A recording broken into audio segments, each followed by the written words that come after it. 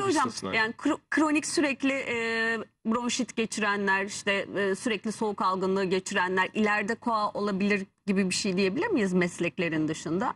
Tedavi edilmemiş, zamanında tedavi edilmemiş göğüs hastalıkları buna sebep olur mu?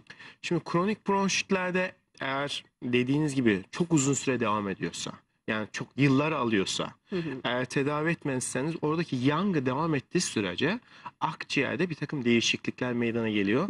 Yani daha iyi anlasınlar diye hastalarımıza şunu anlatayım. Öncelikle astımla koahın bir farkını güzelce anlatırsam daha iyi anlayacaklar. Tabii ki. Şimdi bakın, astımdaki olay şu. Arının soktuğunu düşünün.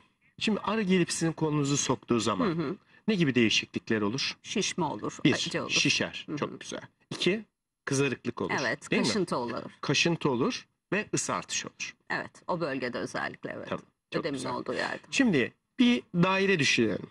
Bu dairenin her tarafına arılar sokuyor. Mesela buraya arı soktu, şişti. Buraya arı soktu, şişti. Burayı soktu, şişti. Her tarafa arı soktu, şiştiği zaman nefes borusunun içerisinde ne olur? Tıkanır. Evet, Daralır. daralır. Kanal tıkanır. Dolayısıyla astımdaki mekanizma Arı aynen sokması gibi. arı sokması mekanizması. Birincisi bu. Yani neydi bunun karşılığı? Akciğerdeki karşılığı şişmeden dolayı darlık. İki, Amfizem dediğimiz şey mi adı hocam onun? amfizem demin Başka ki bir o şey mi? anlattığım buradaki şu olayın şişmesine amfizem Amfizem, deniyor. tamam. Bu koahtaki. İkincisi ne dedik? Isı artışı olur ve kaşıntı olur. Akciğerde kaşıntının karşılığı öyle bir hissi olmadığı için Öksürük akciğerin mü? aynen öksürük.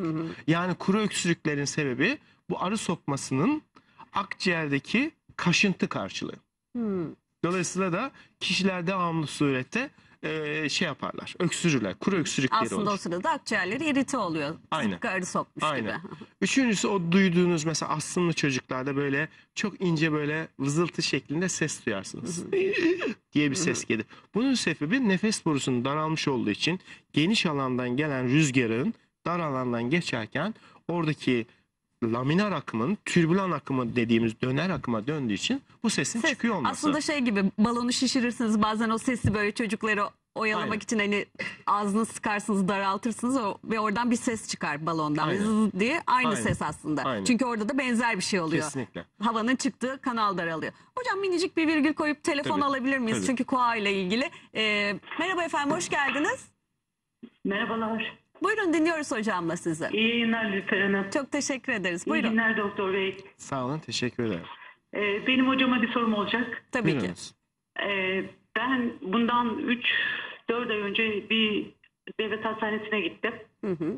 Çok öksürüyordum aşırı derecede. Yani 2-3 yıldır öksürüyorum hemen hemen.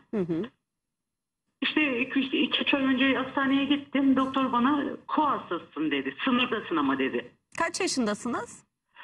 47. 47. Evet. Sınırdasın dedi.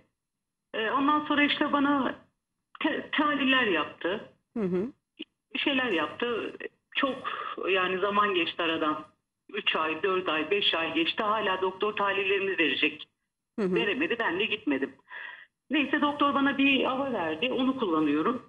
Onu kullandığım zaman öksürüğüm kesiliyor. Ama onu bıraktığım zaman öksürüyorum. Tekrar artıyor. Bir de sol tarafıma yattığım zaman öksürüyorum. Çok öksürüyorum gece. Hemen, Bunun tedavisi var mı yok mu onu öğrenecektim. hemen ben. soralım hocama. Şimdi öncelikle hani koah sınırda kelimesi doğru değil. Niye doğru değil? Bu hamilelik gibi bir şey. Sınırda hamile, az hamile, çok hamile var mıdır? Yoktur. Bir insan ya hamiledir ya değildir. Koahta insanda ya koah vardır ya yoktur. Astım ya vardır ya yoktur. Yani sınırda bir kelimesi çok çok doğru bir kelime değil. Şimdi sizin öksürüğünüzün sola yattığınız zaman artıyor olmuş olmasının sebebi, çok güzel bir şey anlatıyorsunuz. Demek ki bakın burada mekanik bir şey var. Niye dik dururken değil? Mesela orada da öksürüyorsunuz da Doğru. ya da sağa değil de sola dönerken daha fazla artıyor. İşte buradaki sebep şu olabilir. Birincisi reflünüzle alakalı olabilir. Yani yattığınız için asit kaçağı oluyor olabilir. İkincisi de kalple ilgili bir sıkıntınız olabilir. Çünkü kalbin üzerine baskı yapıyorsunuz. Buna bağlı öksürüğünüz artıyor olabilir. Yani buradaki öncelikle bir mekanik olayı şey yapmak lazım. Telafi Şimdi etmek lazım. tabii kullandığınız hangi ilaç öksürüğünüze iyi geliyordu? Tam piyasa ismini söylemeden etken maddesini söyleme imkanınız var mı acaba? Biraz zor. Zor tabii. Evet. Etken maddesini. Evet. Yani çünkü ona göre yönleneceğim yani sizin şeyiniz ama. Onu biz hocam yayın sonrası Tabii. hanımefendi Tabii. sizinle Yayın konuştuğumuz sonrası şey cevap yaparız. vereyim Çünkü ama şu- muhtemelen ilacın adını Tabii. söylemek zorunda kalır. Piyasa O da ismini söyleyeceksin, o da yasak, uymayacak. evet. Tabii. Şimdi ama şu var. Kesinlikle öksürüğünüz hallolabilir. Yani koaha bağlı öksürük olduğunu çok düşünmüyorum. Sigara içiyor muydunuz bu arada? En azından buna tütün ürünleri kullanıyor muydunuz? Adalet Hanımcığım duyabiliyor musunuz bizi? Duyuyorum. Tütün ürünleri kullanıyor musunuz diye sordu Evet, hocam. evet. Evet. Çok hem de. Hala devam ediyorsunuz hastalığa Hala rağmen. devam ediyorum. Ne kadar zararlı. Hala evet işte. Kaç yıldır Tü- kullanıyorsunuz tütün ürünlerini? Kaç yıldır kullanıyorum? Hemen hemen 25 yıldır kullanıyorum. Of, Şimdi ne 25 yapıyorsunuz yıldır Adalet kullanıyorsanız Hanımcığım? 25 yıl etkili bir zaman. Yani bizim için 20 yıldan sonra artık koaha doğru hakikaten gidiyor olabilir. Bu önemli. Yani koaha gidiş çok çok önemli. O yüzden her şeyden önce bu tütün ürünlerini mutlaka bırakın. Ondan sonra da yayından sonra bir sizle konuşalım hangi ilaç iyi geliyor diye. Ben size yardım edeceğim bu noktada. Evet. Çok teşekkür ederiz. Geçmiş olsun Adalet Hanımcığım. Lütfen tütün ürünlerini de bir an önce bırakın. Çok zararlı. Hemen bir telefonumuz daha var hocam sizin için. Ebru Hanım telefon attığımızda. Hoş geldiniz. Hoş bulduk, iyi günler diliyorum. Çok teşekkür ederiz. Buyurun Ebru Hanım, dinliyoruz sizi hocamla.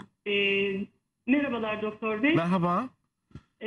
Benim sorum şöyle olacak. Ben 3 senedir şöyle bir durumum var. Mesela yattığım zaman özellikle sağ tarafıma yattığım zaman nefes doğru düzgün alamıyorum. Derin nefes alıyorum, veriyorum ve artı böyle tiz bir ses çıkararak yani tıkanırcasına mı diyeyim ya da yani bu tarz bir şey oluyor bende.